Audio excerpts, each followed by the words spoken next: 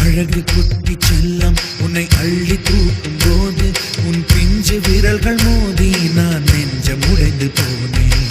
ஆளை கடத்தி போகும் உன் கண்ண குழியின் சிரிப்பில் விரும்பி மாட்டிக்கொண்டேன். நான் திரும்பி போக மாட்டேன்.